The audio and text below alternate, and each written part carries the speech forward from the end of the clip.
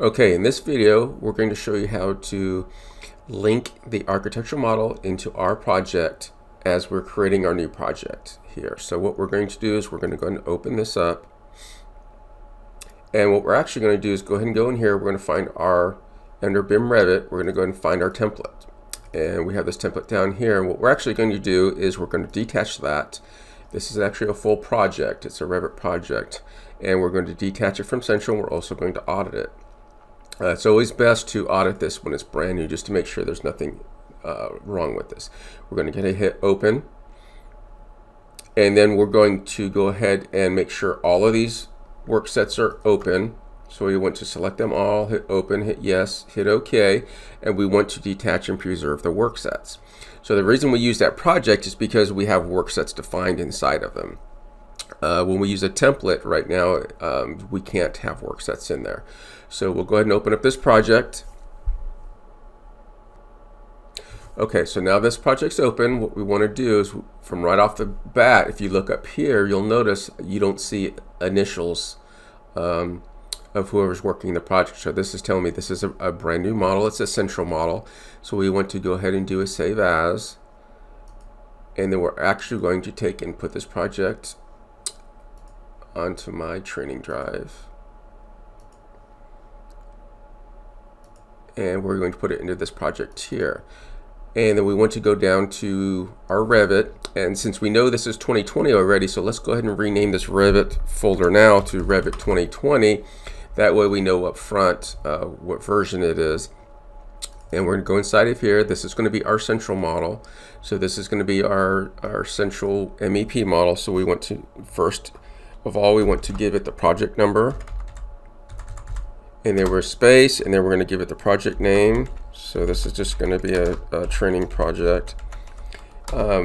We also want to give it a MEP, so that when we share this model, people are aware that's the MEP model.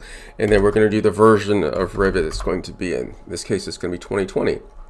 We also want to go to the options here, make sure that the maximum number of backups is to 1. And then the thumbnail preview is set to this open close view. This will bring this view up every single time. We want to go ahead and hit OK, and then we want to save it. Okay, now this is saved. We actually want to go ahead and close this down because we're still in the central model. So we don't want to ever work in the central model. So we're going to go and close this.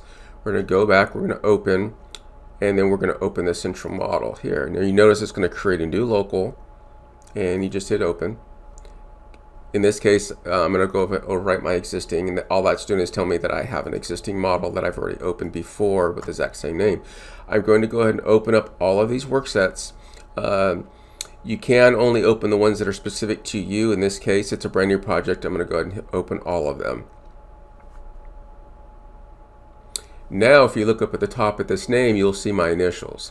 Now, this is telling me that I am in my local file that's on my hard drive, which is a copy of the central. If you don't see your initials up here, you want to close the project down immediately. You do never want to work in a central folder file. So let's go ahead and take a look now. Now we want to go ahead and go to insert. We want to go to our floor plan. In this one, I always go to level 1 coordination. We have these objects here. These are kind of placeholders. We can go ahead and take and delete these at this time. Delete, okay. And then we want to go to Revit link, and we want to go back to our links folder. We want to grab the architectural model. We want to make sure that it's auto internal origin to internal origin, and we want to go ahead and hit open. And then we'll go ahead and let that load into the project.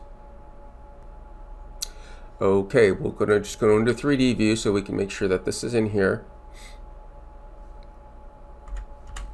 So we now have the model linked in here. Now we can go ahead and save this out, and we'll begin on the next steps.